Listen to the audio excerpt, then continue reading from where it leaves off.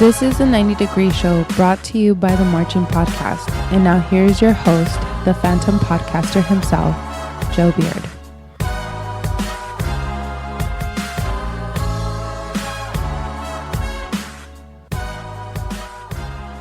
All right, everyone, welcome to the 90 Degree Show. I'm your host, Joe Beard, and happy to be of service for you.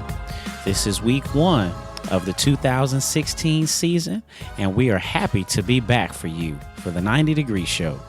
We appreciate all those listening live and listening in podcast form, whether through iTunes, Facebook, Twitter, our website, our blog, or wherever you are on the interwebs.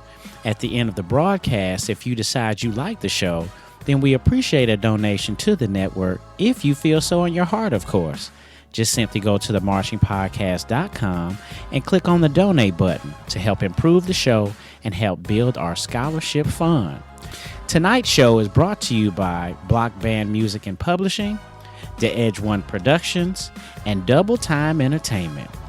We welcome you to the 2016 season of the 90 Degree Show and happy to be talking about another year of our beloved schools.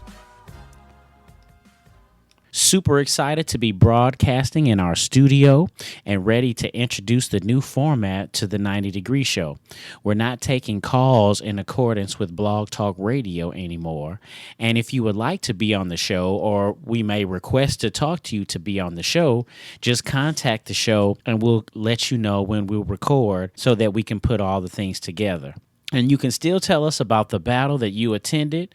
We'll have some questions for you to answer. And if there's anything else that you would like to add, please do so. We will also hear the Prunalysis from Rashad in its own podcast now. The Prunalysis is more of a technical breakdown of the event and the discussions for musicianship, a little bit more for directors and music majors and the like. So we'll go ahead and bring you the Prunalysis in its own podcast the day after we broadcast the 90 Degree Show. All right? So it'll be the 90 Degree Show. We'll be interviewing or we'll be talking to our panel, be Rashad, or be Christy, or whoever, some people who actually attended the event. They'll let us know what they thought. They'll answer our questions. And then the following day, we'll get the actual technical breakdown from Rashad for the good old Prunalysis. All right, so stay tuned to the network for all the changes that are coming up this fall here on the Marching Podcast Network. I need to give a shout out to our two scholarship recipients for the 2016 season. And of course, you know, I have to lead in with a little applause, a round of applause for these young people. Andy Morea and Diamond Frazier both have finished band camp. All right. And not only have they finished band camp, but they've been through 1 week of class. I think they're starting on their second week of class, I believe. So it sounds like that they're doing well, and we're really excited for them. And we'll be sending out their scholarship money here shortly. But wanted to let the world know that Andy and Diamond are both doing well and moving forward. So shout out to them, and let's continue to support them and keep them in our prayers. We'll break down week one. And our selected matchup for week one is the 2016 Queen City Battle of the Bands, held in Charlotte, North Carolina. Rashad and Christy both attended the event, and they will be the people that let us know how it went down at the Charlotte Queen City Battle of the Bands. Sit back and enjoy. You can email the show at marchingpodcast@gmail.com, tweet us at marchingpodcast, or follow our blog, blog4.themarchingpodcast.com.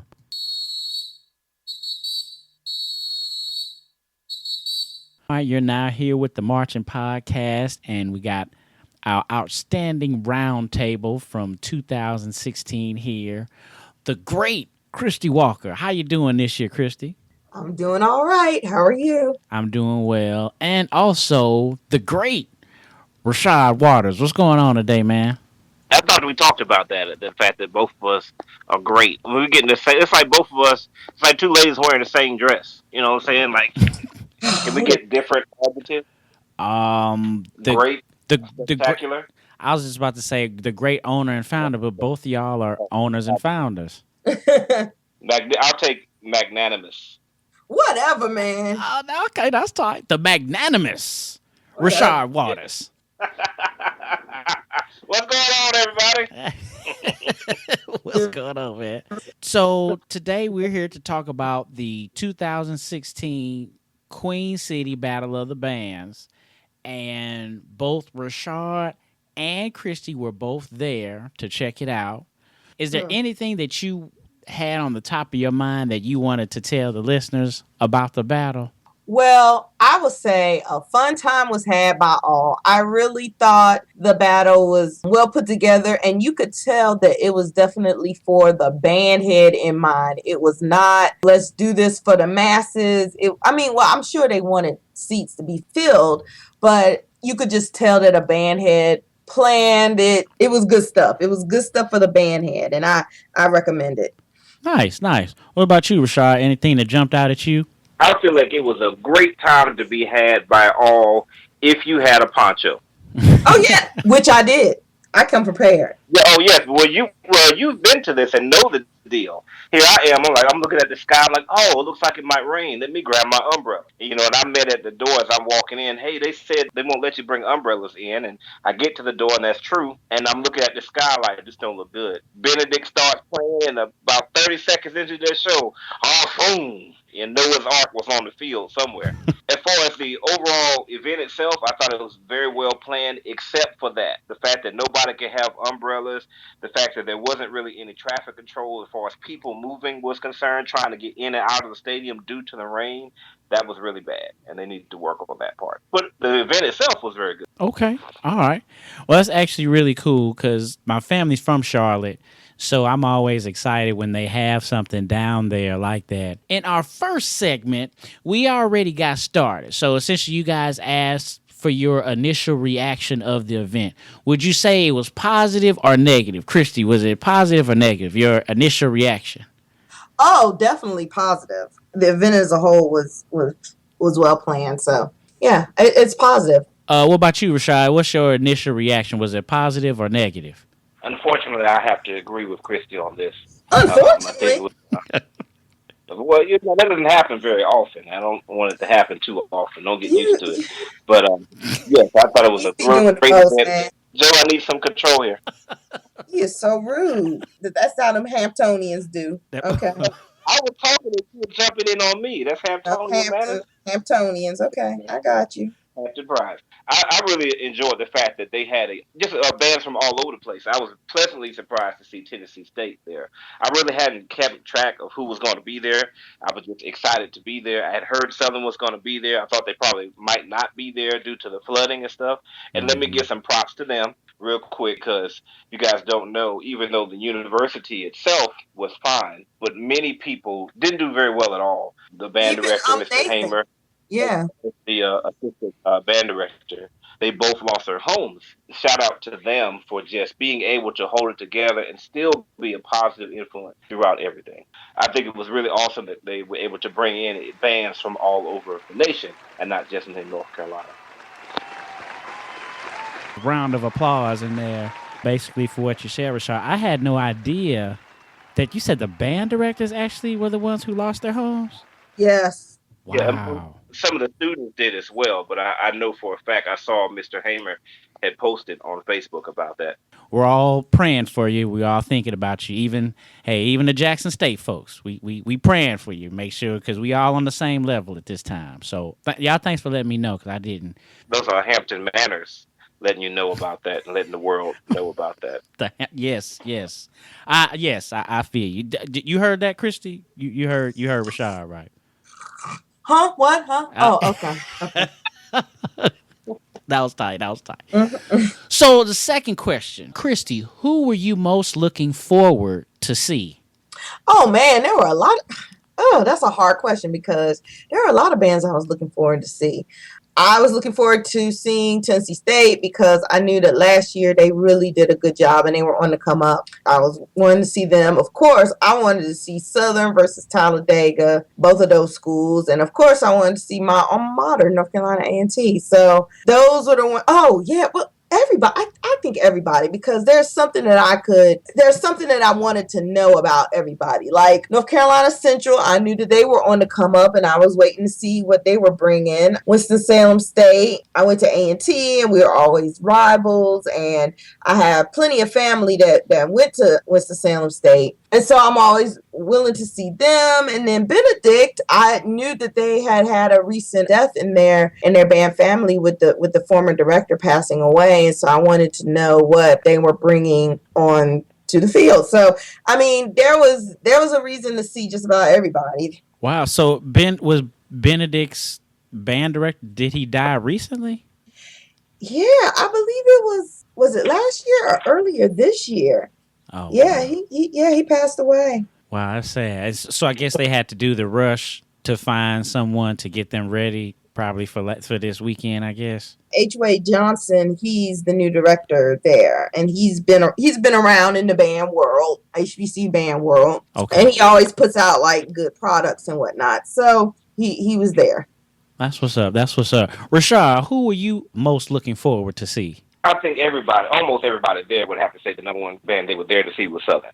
I've seen Southern in several times, a major stadium. I've never seen them in a dome, but I've never seen them in an open air situation as close as I could be. In the skybox and stuff, we're way up high. We can hear them well because the dome, relatively close, and experience them in a smaller stadium situation.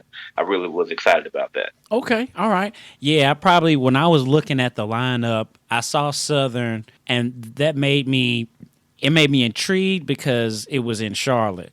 And I don't remember Charlotte, or I remember Southern ever being in Charlotte, or a lot of that Southern influence is like Texas or somewhere around there. I hope that they did well. And of course, I always want to check out A&T just because they are the show halftime show band.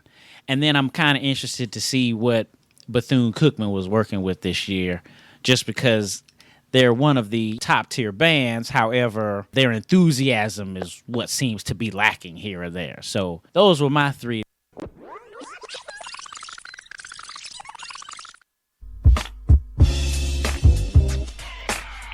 Need to write music and drill? Get it on the field. Outfit your band. Keep your administrator happy and still have a life.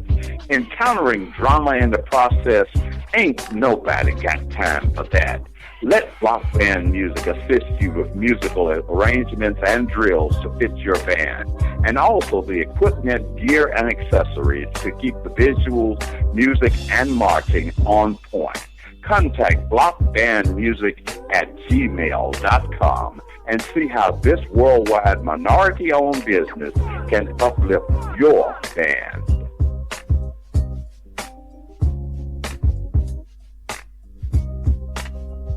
Hey, it's the Edge One, Southern University's class of 2013 graduate. You're listening to the 90 Degree Show on the Marching Podcast Network.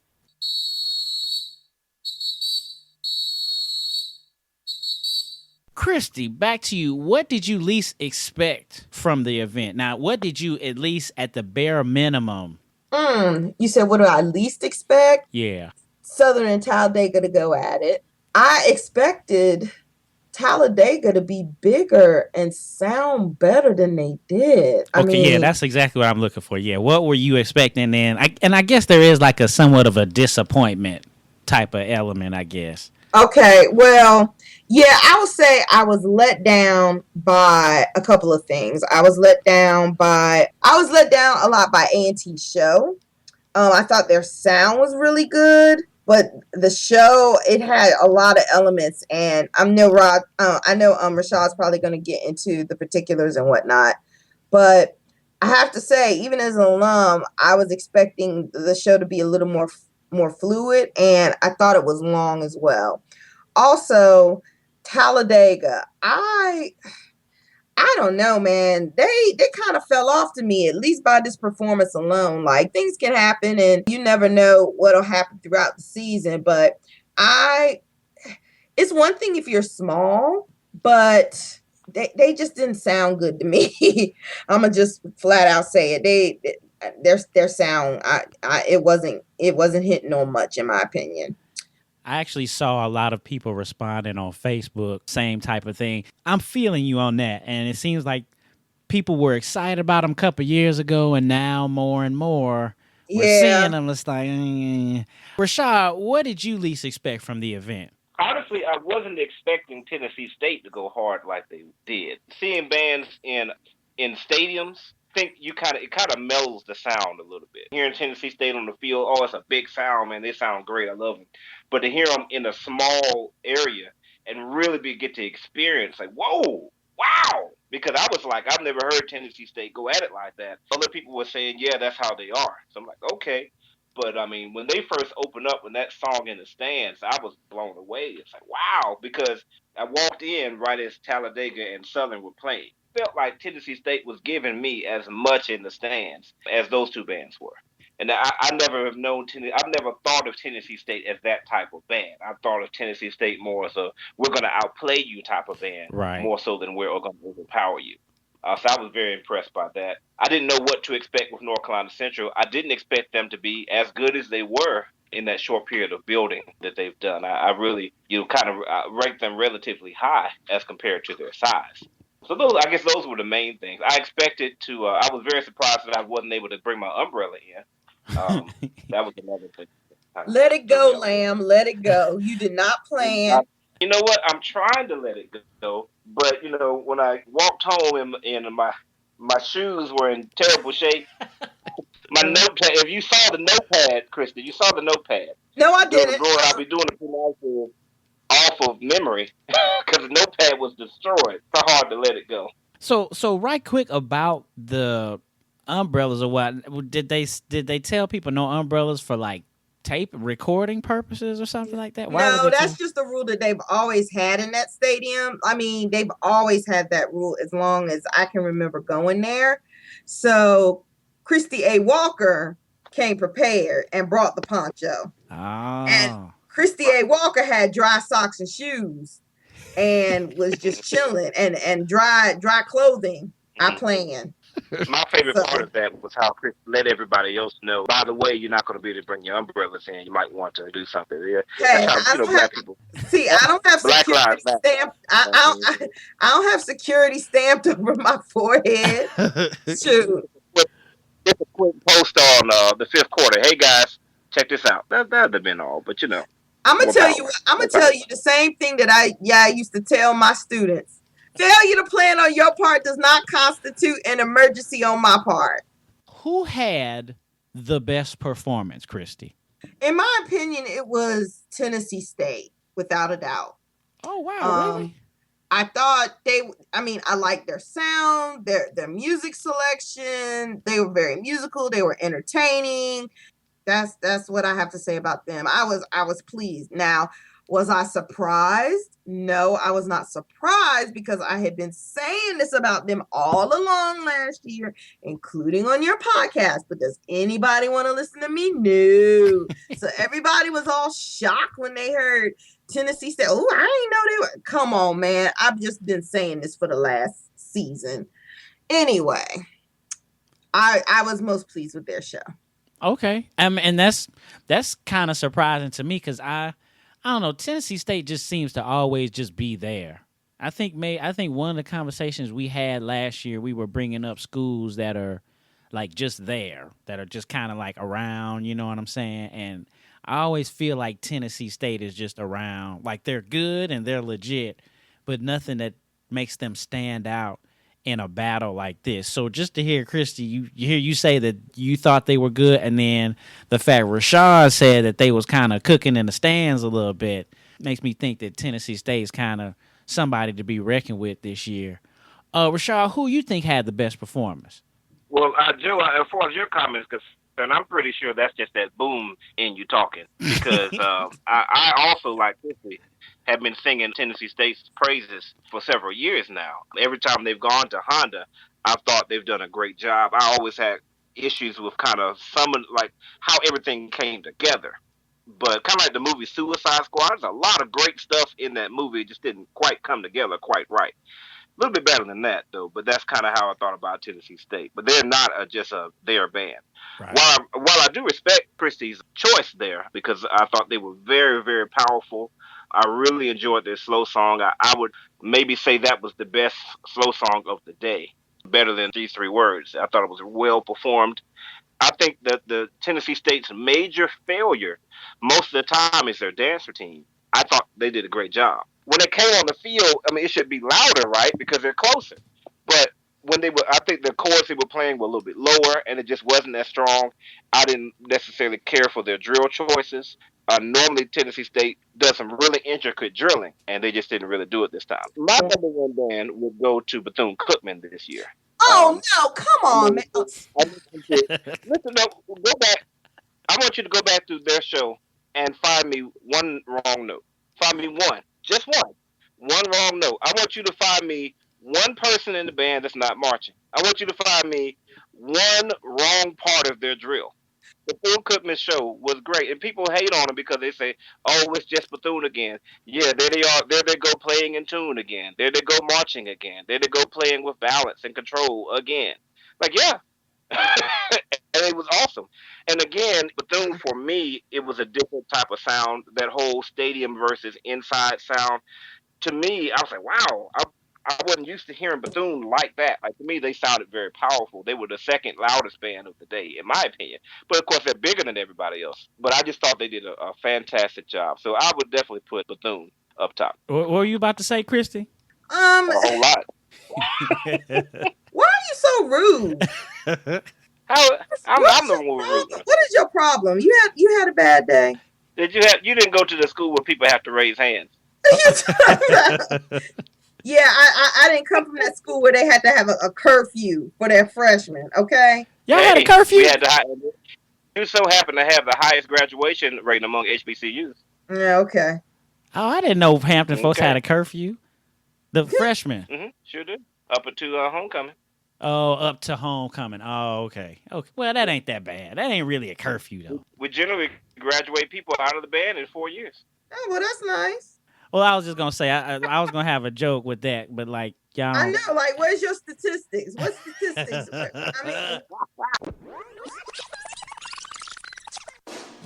Double Time Entertainment. Our passion is music and promoting HBCU marching bands as well as high school marching bands through high-quality movie videos and photos. We have worked with BET, Yamaha, Ludwig, Honda Motor Company, and been featured on CNN and Lifetime Network's series Bama State Style. We also help and orchestrate Battle of the Bands with marketing and promotions, and also became the official media team for the Queen City Battle of the Bands in Charlotte, North Carolina. Join Double Time Entertainment on Facebook, Twitter, Instagram, and YouTube, and now new on Periscope. Music lovers are noteworthy. This is Janice Craig Hartsfield, proud Spelman College alumni, class of 1964, and you're listening to the 90 Degree Show here on the Marching Podcast Network.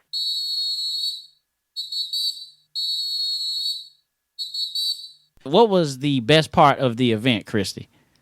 Well, the best part to me was just chilling in the stands talking to the band heads. I just felt like this year for the Queen City Battle Bands, I just felt like it was a big family reunion. I mean, there were so many people that I saw, but there were so many people that I didn't see, but I found out was there through social media and whatnot. That was my favorite part. But like, if we want to talk about like the battle and stuff, I don't think I enjoyed the stands part as much as I thought I would. Oh, okay. I really enjoyed the shows. I thought as a whole, there was nobody that was bad. No slaw band. Nobody was bad. So I liked the shows. Rashad, what you think? What was the best part of the event? My favorite part of the event to me was the first half of A&T's show. If you watch A&T's show and stop about 5 minutes in, I think you found your best band.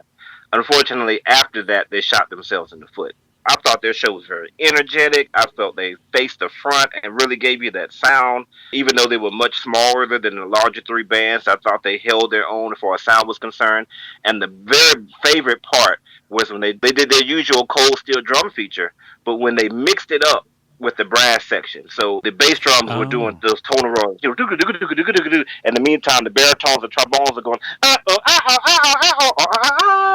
then the mellophones and the multitoms did their thing together. And then the trumpets and the snare drums did the thing, and the trumpets were laying down on their backs playing. Like, oh, that was a key moment for me. It has a lot to do with my saltiness, as I told Christy earlier. So I don't know if I'll get a chance to speak on that later. I just thought that part and everything that A&T did, as far as that was concerned, was just a fantastic part of their show. That's what's up. That's what's up. Christy, what was the worst part of the event? Oh my gosh. Or was there a worst part? I don't think there was. I'm trying to go through my head and what I saw. I'll tell you what. Oh, you know what? The worst part of the event was the DJ. the fact that he was like talking and stuff and playing music. I was like, I want some bands. I want some crankage. Right. Yeah. But I mean, I can't really think of any super bad parts in particular. Some bands did things I was more a fan of than others, but that's relative. Right. But what about you, Rashad? Was there a worst part of the event other than the rain? Yes. The worst part of the event was everything else about A&T's show, unfortunately. And I was waiting on Christy to say that. Again, watching the show, you cut it off after like 5 minutes or so. You did a slow song. Slow song was great. But when they got to Mission Impossible, yeah, and they're like, what's that? What's going on? And it wasn't like they played like the old, Mission Impossible, like they played it like the background music from the new Tom Cruise movies, and like nobody really knows how all those extra parts go. Right. I barely recognized it as Mission Impossible myself until it got to the more well-known parts, and then they played the song right after that, transitioning into that, and it's like, what's that? I don't know what that is. And then the dancer team was just filled with stuff that really wasn't relevant to now. And then, honestly, I feel like they gave everything that they had in the intro flow song. I mean, they just gave it to us, and they didn't have anything left. And so the dancer team, there was too many songs in there. A&T's not. I've never really known A&T to play a lot of songs in their dancer team. That used to be a North Carolina Central thing where they just have a 10-minute dance team, and they just played way too many songs, and it just wasn't powerful. That was number one down part. Number two down part was also A&T. And Tennessee State versus A&T in the stands. A&T came out with this really powerful song, Tennessee State, and A&T came back with something, and it would have been a great song for the field, but it really wasn't what we wanted right then. Not after Tennessee State played their song. Mm-hmm. Now, Golden Delight did a fantastic job. Like, Golden Delight blew everybody away because in the stands, Joe, they were doing formations, and they changed their uniforms 3 times, Joe. 3. What? In the stands? They started in the stands, in front of us. Like, every time I looked away and looked at the instrumentalists, I looked back at Golden Light, and they were wearing a different uniform in one song. Like, They started with, I try to remember what the original color was, but they took those off. It was white, I think. They started with white ones, and they took those off, and they had red, black, and green uniforms, and they had these huge red, black, and green flags. And then they took those off, and they had gold uniforms on. I was like, wow, that was awesome, and people were cheering for that. But as far as, I really thought that should have been like the second song that they played against Tennessee State. Maybe the first song should have just been something that was cranky. The second song that they did play, they really just didn't crank. And it was really a sad thing to see A&T booed in the stands. That just doesn't happen. The time you go to a battle of bands anywhere in North Carolina, A&T shows up, and A&T is the band that everybody's like, wow, like Southern. But that definitely wasn't the case. They lost that today, and it was a really sad thing. Let me say about the booing part. I heard that a lot of the people that were booing were either from, because there was a whole crew of people that were there from like South Carolina State, Winston, right, North Carolina Central, and from my accounts from different people, they all say that they were the ones that were booing A&T. So take that for what it's worth. Even still, even like you said, Rashad, you don't expect that to happen. You know that it had to be someone that's on A&T's heels or someone that doesn't like A&T that would see one opportunity to boo them. Because I know I'll boo Southern if they did something whack. I would have to be. That's my right. You know what I'm saying? But if A&T or someone else was doing something and did, I don't think I would stand up and boo, just because I don't hate that band that much. You know what I'm saying? It's okay. You know, A&T. Like I said at the beginning of the recording, I was not a fan of this show, and I agree with a lot of what Rashad has said. And hopefully A&T will heed that advice, because it ain't just the three of us saying this. And hopefully they will start from scratch and try again. I thought that there was just way too much going on in that show, and it was too long. There's never been a time when I've watched an A&T show and said, okay, let's hurry up in my head until last night. That was the first time I've ever been like, let's hurry it up. Now, Golden Light, they did their thing. Now they were on top of it, but the other stuff, I gotta agree with Rashad and say that nah, this just was not A&T's night. And well, that's what's up. You both agree that the event was positive and you feel good about the overall event. So my last question to you guys is, out of the bands present, which matchup are you most looking forward to see this year? Oh, I know what that is for me easily. Aggie Eagle Classic. Oh, snap. Yep, that's the one I'm looking forward to seeing, because it's a rivalry to begin with, and then it's always been like, even when I was in undergrad, it's always been, oh, A&T gonna do this, you know, ain't nobody thinking about Central. But you can't say that this year. It used to only be like, only the Central heads would be like, oh, Central, we gonna do this. No, it's gonna be good. It's gonna be heated. We'll see. That's cool. Shout out to DeLynn. 96 white shirts. J.C. Smith. Represent DeLynn. I understand. I hear you, brother. White shirts, is that what y'all call y'all crabs? Well, there are no crabs at Johnson C. Smith now. They're only white shirts. So that's what we were. We were white shirts. You know. I mean, let's not say it's whack. But, you know, that's what we were. I didn't say it was whack. Oh, I okay. didn't say anything like that. Rashad, out of the bands present, brother, who are you most looking forward to see go to battle in the halftime show? I would probably have to agree. Central and A&T, I think, will be a very interesting battle. So no A&T and Bethune. You guys ain't really tripping off Bethune that much this year? No. I would like to see that battle with Central, because honestly, the first time me ever saying this ever in life, I thought that Central sounded better in the stands than A&T did. Wow. And so I would like to see that matchup. Okay. All right.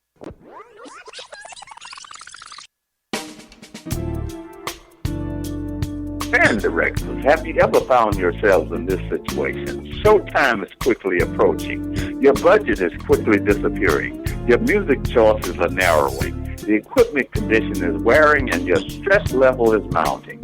Stop what you're doing and contact Block Band Music and find out how we've got you.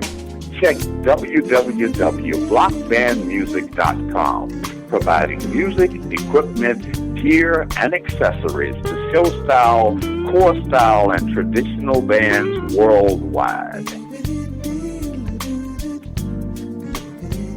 Hello, this is Tamisha Brock, Practice 2 consultant and a graduate of Virginia State University and Norfolk State University, and you're listening to the Marching Podcast Radio Network.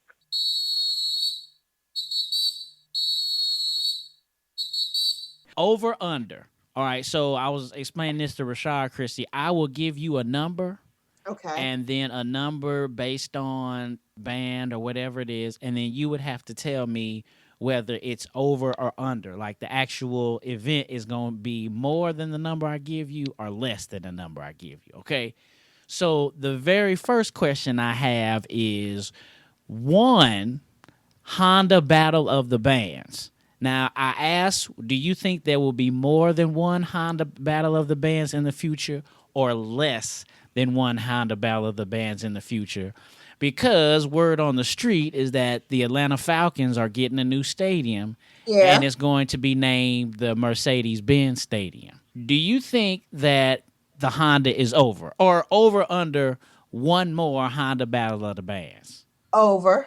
Okay, so you don't think that they're gonna stop having the Honda in Atlanta? Yeah, that's correct. Okay.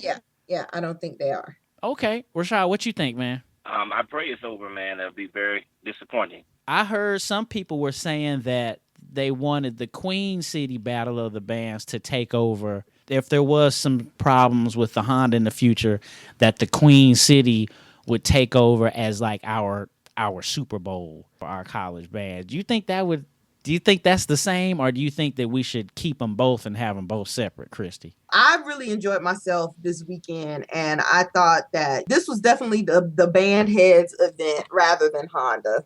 Oh, I don't know. I mean, I hope they keep both just for the craft, but Right. I don't know. I was liking this Queen City. I was feeling it. What you think, Rashad? That Queen City should take over for Honda? Yes, or do you think it's still important to have both? Oh yeah, absolutely both. Queen City was a good event, but it's no Honda. I mean, as far as attendance is concerned, like you could fit 10, maybe 15, 20,000 people in that stadium. But Honda, that's an opportunity for people to come all across the nation. A ton of people. They need a large event like that every year. Okay, so yeah, so I think that we all agreed both of them serve a purpose. So we need both. Next question here, I have the number 2. All right, Christy, the number 2. Over under 2 major battle appearances for Talladega College. And the reason why I asked that is because, hey, Talladega, we gonna be in the Honda. And then people were like, or what y'all say, fish sandwich. At best. Right. And then they in the Queen City and people fish sandwich. So what do you think? Are people gonna start being like, nah, we don't want Talladega to disappoint us? So what do you think? 2 over under 2 major battles appearances for Talladega this year. I'm gonna say under. They don't have a football team, and really we're the band heads, so we know about them, but I feel like they just need to step it up just a little bit this year. I don't think they're gonna get invited to a lot of battle the bands. It's just the feeling I get. Okay, Rashad, 2 major battle appearances for Talladega College. What do you think? Over, under? I would say over, simply because when you say major, you're just talking about battle of the bands. Because other than Honda, I mean, what else is considered to be major? If you're talking about like high school battles of the bands, then I would say over. But I guess more major, like more things that we would be interested to see, like, we got a Clash of the Titans going on. Will Talladega College, we continue to see them being invited as someone that is a band that we want to see? I would say absolutely yes, because we're not the ones that are inviting them. It's the planners of the events that are inviting them, and Talladega's going to come. If you invite Talladega, they're going to come because, like Chris said, they don't have a football team, so they have nothing else to do. So, and they want that exposure. I think they're gonna continue to go because the show planners are not band heads. They're not sitting around, we need to invite the best bands. They're just trying to find a good band that somebody's heard of. They've heard about Talladega the last couple of years. They don't know that they're having a down year this year. They're going to invite them, and Talladega's going to say yes. All right. That's outstanding, you two. Christy, any closing shots or any parting shots that you want to say? Let me just say one thing real quick, because, Christy, I want to make sure that you get the opportunity to talk about Southern, because we haven't really talked that much about Southern tonight. And I know Christy really, really enjoyed it. Yeah, I'm here for the crankage. Sometimes I'll go to band events and I'll be like, okay, I want to hear somebody really, really, I want to see who's like the most musical. And this is not to say that Southern isn't musical. I'm not saying that at all. But sometimes I just want ignorance, and Southern provided that, and I'm all the better for it. So yeah, I thought Southern put on a really good show. They gave me what I wanted to see and what I wanted to hear, and the ignorance, and I was good. And I have to say, we love Christy Walker because she makes sure she's objective and she doesn't hurt anyone. But yes, Southern's not musical, of course. We can all say that. Come on. They're not musical in any of the least bit. But like you said, they come with the crank. They get me crunk though. I'll be at the game crunk when I'm listening to the S. So yes, but they don't have any music. I don't know if they have the music major there. I'm just kidding. I was kidding. We kid because we love. Rashad, anything that you wanted to close out, man? Yes, I'm starting to feel a little bit better now as I'm kind of starting to see some people's posts. But I was really very salty after the event on the Queen City. And the reason I was salty, because the Southern is my favorite or one of my favorite bands. I think they're very, very consistent. But I don't think the show that they did yesterday was anything particularly special. They didn't really make anything intricate on the field. I didn't really play anything that just really had me hype as far as like that was really awesome how they played that. I mean, I thought it was really loud, but they're Southern. They're supposed to be loud. And it just kind of made me salty that everybody was like, oh, my God, that was just awesome. Please play some more for us. Or A&T show. I think A&T went out there, the first half of their show, they were almost doing backflips and doing everything possible to entertain you and really show you, man, we're awesome. We're working hard at this. That drum feature that they did, that thing was top notch. They made a lot of interesting formations, and it bothers me that gets very little respect as far as but this band was loud. And I had a feeling I knew you would say that, Rashad, because I know you and I know your analysis. Man, it's trying to find that balance in between the two. That's what's intriguing to me, because you guys have seen Jackson State has kind of changed their way a little bit, and now we can't hear our trumpets. But, I digress. That's not true this year. That's not true this year, though, because them trumpets came back. Because I saw that clip of y'all playing Endless Love. Oh, yeah. Joe, you can go ahead and stand up, man. Just go ahead. Just go ahead and take that stand up, because I know you want to just stand up and bask in that. Because Christy said that Jackson State's trumpets are back. I know you're trying to run the show but just stand up and take that one. Yes, do the applause. Do the applause thing. Right. I'm glad you said that. All right, y'all. Well, thanks again. I sure appreciated the great Christy Walker and the magnanimous Rashad Waters. Yes.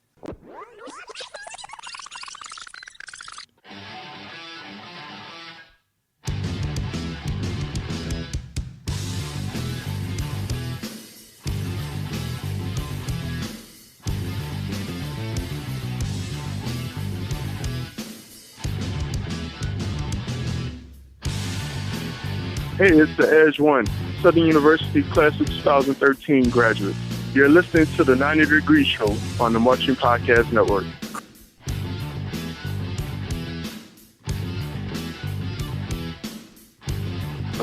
This is Janice Craig Hartsfield, proud Spelman College alumni, class of 1964, and you're listening to the 90 Degree Show here on the Marching Podcast Network.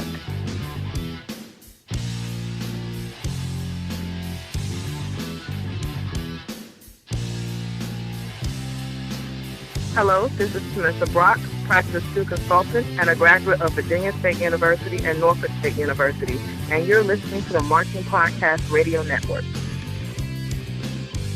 All right, everyone. We've come to the end of our broadcast. We've hoped you like the new format of the show. Make sure you check out the Prunalysis later on this week. Check out the website and donate what's in your heart to themarchingpodcast.com. Shout out to Christy Walker and shout out to Rashad.